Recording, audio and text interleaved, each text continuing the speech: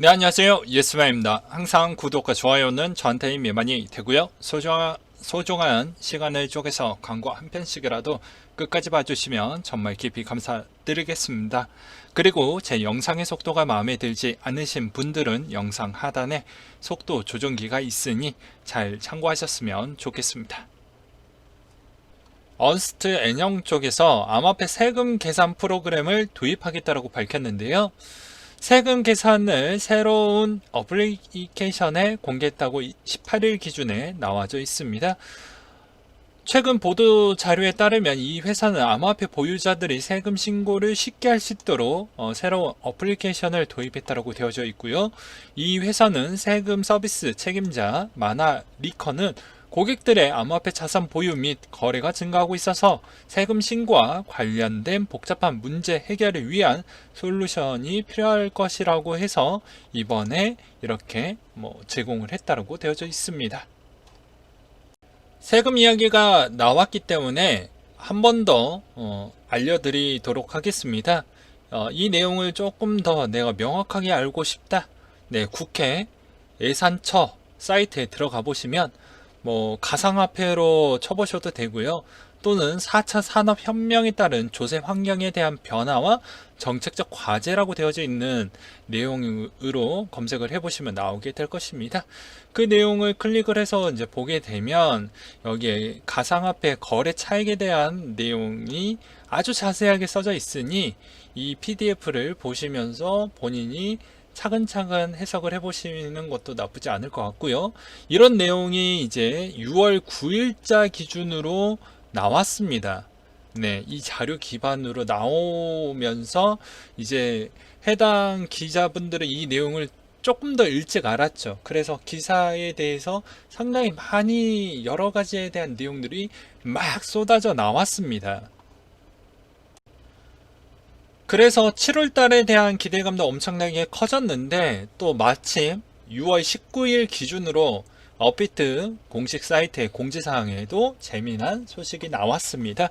6월 23일부로 오전 10시부터 원화입금을 받아주겠다고 했는데 기업은행은 받아주지 않는데 과연 어디를 통해 가지고 들어온다라는 것이지? 라는 생각에 대한 궁금증을 또 갖게 되었습니다. 내용을 차근차근 읽어보다 보니 기업은행은 아니었고 K뱅크와 제휴를 통해서 원화입금에 대한 서비스를 오픈한다라고 되어져 있었습니다. 아무래도 K뱅크에 대한 원화 서비스를 통해 가지고 한다라는 것이 좀 되게 신선하다라는 걸 좀 알 수가 있게 되겠고요. 사전 예약에 대한 신청 대상자에 대해서 기존과 신규 동일하게 처리가 된다라고 되어져 있고, 기존은 이제 내국인 개인 회원에 한한다라고 되어져 있습니다. 네. 또한 업비트넷 자산거래 및 입금이 많은 기존 회원의 경우 별도의 사전 예약 절차 없이도 원화입금 서비스가 가능하다라고 또 되어져 있기도 합니다. 네. 그래서 그것에 따른 사전 예약을 하러 가자라는 내용에 대한 부분도 여기 들어가 보시면 있고요. 그래서 이제 정말 괜찮은 형태로 가는 거 아니겠나? 이런 생각을 또 갖게 되는 것이죠.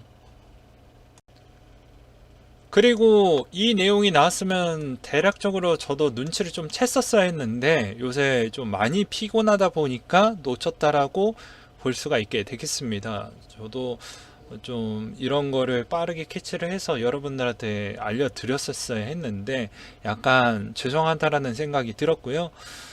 외국인의 대상으로 이제 6월 1일부터 원화 혹은 암호화폐를 출금할 부분에 있어서 일부 자산이 좀 묶였죠. 묶였는데 이번에 이런 세금 부분이 깔끔하게 또 처리가 됨으로써 다시 원활하게 지금은 거래가 가능하게끔 되었다라는 걸 볼 수가 있게 되겠습니다. 그러면서 이제 또 이제는 올해부터 좀 가능성이 있지 않겠냐라고도 볼 수가 있었지만 저는 오히려 약간의 보수적인 관점, 그러니까 모든 법에 대한 기준으로 좀 봐야 되기 때문에 못해도 내년이 되지 않을까 이런 생각이 들었지만 이제 K뱅크에 대한 이런 형태를 보게 되면 못해도 기업은행에 대한 처리는 아무래도 내년에 될 것 같고 올해는 좀 힘들 것 같으니 K뱅크로 돌린 거 아니겠냐라는 생각도 들기도 했습니다. 그렇다면 K뱅크에 대한 지분 구조도 봐야 되겠죠. 네, 당연히 K뱅크는 이렇게 되어져 있긴 하지만 지금의 최대 주주는 KT라고 볼 수가 있습니다. 왜 KT냐라고 또 물어보실 수가 있게 되겠는데요. 그건 바로 BC카드에 따른 영향이라고 보실 수가 있게 되겠습니다. BC카드가 또 최대 주주가 당연히 KT이기 때문에 그렇다라고 볼 수가 있게 되는 것이죠. 그래서 BC카드가 K뱅크의 최대 주주가 되고 또 BC카드 위에 KT가 있으니 이런 연결적 구도로 인해서 KT가 이제 핀테크 쪽으로 가고 있구나 라는 걸 알 수가 있게 되겠고, KT는 말로는 뭐 공기업의 뭐 약간의 색깔을 좀 빼고 있다라고 하지만 그래도 그냥 국가 거라고 볼 수가 있게 되겠죠. 여기에서 KT 출자 구도를 또 보시게 되면 여기 BC카드에 대한 형태를 볼 수가 있게 되겠습니다. 그리고 KT가 과연 이런 K뱅크를 먹을 수 있냐라는 또 의구심이 들 수도 있습니다. 그 이유는 왜 그러냐면 기존에 뭐 금산분리법 해가지고 뭐 기업들이 뭐 금융의 부분에 사업을 하는 부분을 좀 사전에 좀 차단을 하기도 했습니다. 최근에는 거의 안 된다라고 볼 수가 있게 되겠죠. 그래서 원래는 현대캐피탈, 롯데캐피탈도 이제 조만간에 몇 년은 안 남았는데, 제가 알기로는 몇 년 안 남았는데 조만간에 그 캐피탈도 어느 정도 정리를 해야 된다라고 저는 알고 있습니다. 근데 취득이 가능한 부분은 인터넷 전문 은행은 이제 특례법 개정안을 또 질질 끌다가 겨우겨우 통과가 되면서 이제 KT한테 힘을 실어주기도 했고, K뱅크는 어떻게 보면 기존의 카카오뱅크보다 약간 좀 뒤처지기도 하고, 그리고 또 자금력도 상당히 부족한 실정이었습니다. 이걸 메꿔주기 위해서는 든든한 KT가 있어줘야 된다라는 측면도 있다라는 것이죠. 또한 내년에는 또 토스가 있기 때문에 생각보다 K뱅크가 여기에서 실패하게 되었을 때는 어떻게 보면은 정부가 상당히 피해가 커질 수도 있기 때문에 이러한 관점으로 좀 엮어서 봐야 되지 않을까라는 생각도 들기도 했습니다.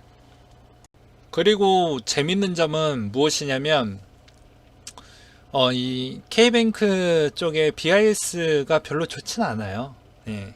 근데 후발주자 토스한테는 좀 밀릴 것 같고, 카카오뱅크도 조만간에 IPO 한다라고 껄떡대고 있고, 이러면 K뱅크 또 망하면 또 정부한테 엄청나게 욕을 많이 먹겠죠.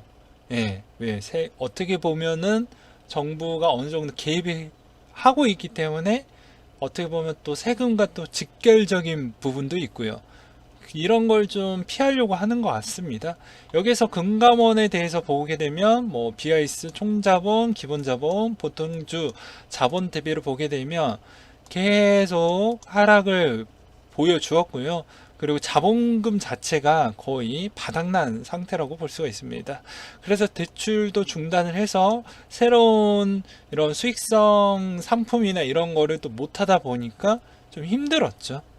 그렇기 때문에 제가 생각하기에는 어비트를 통해 가지고 K뱅크를 우뚝 세우려고 하는 그런 해당 정부 관계자에 대한 깊은 뜻이 담겨져 있지 않을까라는 조심스러운 생각과 해석을 나름대로 좀 해보았습니다. 그러지 않고서야 이때까지 기업은행 말고 새로운 루트가 있었음에도 불구하고도 하지 않았던 이유는 이거 말고는 딱히 설명되는 게 없거든요. 아무래도 정부에 대한 계획과 눈치가 보였고, 해당 국회에서도 자꾸 뭐 두나무 쪽에서도 뭐 계속 컨택을 했지만 당연히 좀 계속 기다려라 라는 메시지를 좀 많이 받았다라고 들었고요.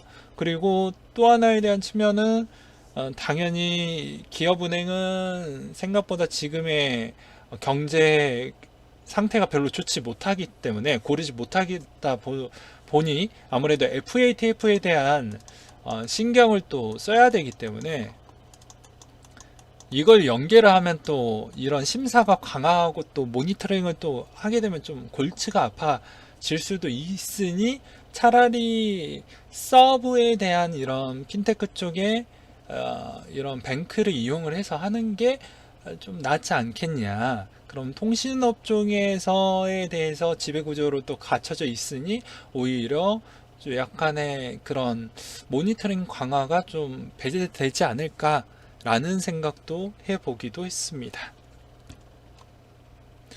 경쟁사인 카카오뱅크를 또 보게 되면 5천억 원에 대한 유상증자, 자본의 적정성 빨간물을 해소했다. 즉 카뱅도 돈이 별로 없었다라고 제가 누누이 설명도 많이 드렸습니다. 근데 카뱅 같은 경우에는 유증을 통해 가지고 어느 정도 해소를 좀 하기도 했죠. 그리고 주요 주주들을 또 봐도 이것도 그렇구나 라고 또 아실 수가 있게 되겠습니다. 네, 그러하고요. 그리고 카카오뱅크는 1위를 독차지하고 있습니다. 왜냐하면 카카오와 또 연결되어져 있는 시너지 효과도 있고요. 그리고 여러 가지에 대한 이런 금융 상품권을 많이 만들기도 했습니다. 자본금이 유증을 찍어내서 그걸 메꿨기 때문에 금융 상품을 다방적으로 좀 많이 만들고 있고요. 최근에는 증권 회사들과에 대한 제휴도 맺으면서 연계성을 더욱더 강화시키고 있는 실정입니다. 그렇지만 K뱅크는 그렇지 못하고 있는 실정이죠. 그래서 주요 뱅킹 서비스 앱에 대한 추이를 보아도 9월 30일 기준으로 작년 기준 카뱅이 1위이고 그 다음에 국민, 스마트, 신한, 우리, 하나원큐였고요. 그리고 서비스 앱 총 설치기기 수를 보아도 카뱅, 국민, 농협, 신한, 우리, 하나 순이었습니다. 그러면 여기에서 또 궁금한 게 생기시지 않나요? 아니, 두나무 쪽에 대한 지배 구조를 보시게 되면 당연히 카카오 쪽이랑 연결적 구도가 있으면 카카오뱅크랑 신규를 뚫어가지고 시너지 효과를 내면 되는 거 아니야? 라고 볼 수가 있게 되겠지만 당연히 아까 저런 비하인드 스토리가 있으니 당연히 카카오뱅크가 안 되고 K뱅크를 써라 이렇게 했던 이유는 다 이유가 있는 거겠죠. 네, 또한 카카오뱅크도 IPO를 이제 하게 되기 때문에 이게 또 상당히 또 가치가 높습니다. 그럼 K뱅크도 가치를 좀 많이 띄어놔야 IPO가 가능하지 않겠어요? 그렇기 때문에 그거에 따른 실적은 당연히 이 어피트 쪽으로를 좀 많이 이렇게 하려고 하는 것 같습니다. 여기서 이제 잘 모르시는 분들이 계실까봐 다시 한번 설명을 드리는 바인데요. 어피트의 지배구조는 카카오, K큐브, 두나무, 그리고 이런 형태로 지배구조가 되어져 있습니다. 그러니까 뗄래야 뗄 수 없는 관계는 있다라는 것이죠. 순환출자 구도 형태이니까요. 네, 그리고 마지막으로 또 제 나름대로 분석을 해봤을 때는 이 등록일 시점이 6월 19일 18시 시점이었습니다. 네, 저도 이 녹화 방송을 찍는 시점도 요 시점대에 언저리 했는데요. 시간대비를 찍어서 보게 되면 되게 재밌는 현상을 볼 수가 있게 되겠습니다. 예, 보시게 되면 또 절묘하게 18시 이후 때부터 상당히 좋아지는 패턴을 보여주고 있죠. 그래서 제 나름대로에 대한 해석이 상당히 논리적이고 괜찮다라고 하면 댓글을 이쁘게 남겨주시면 감사하겠습니다. 네, 오늘도 되게 좀 제 나름대로 재미있게 한번 분석을 해봤는데요. 앞으로도 또 요런 재밌는 소식이 있으면 또 한번 다뤄보도록 하겠습니다. 항상 여러분들한테 힘이 되고 도움이 되는 예스맨이 되도록 하겠고, 이상으로 마치도록 하겠습니다. 아, 참! 지금의 비트코인 시세가 상당히 나쁘지 않기 때문에 주식에 있었던 측면에서 이제 주식은 점차 7월, 8월 달에 약간의 숨고르기 현상으로 좀 갈 확률이 매우 높기 때문에 아무래도 비트코인 쪽으로 슬그머니 들어올 수 있는 가능성도 있을 수도 있습니다. 네, 이런 측면도 꼭 기억을 해 두셨으면 좋겠네요. 네, 이상으로 마치도록 할게요.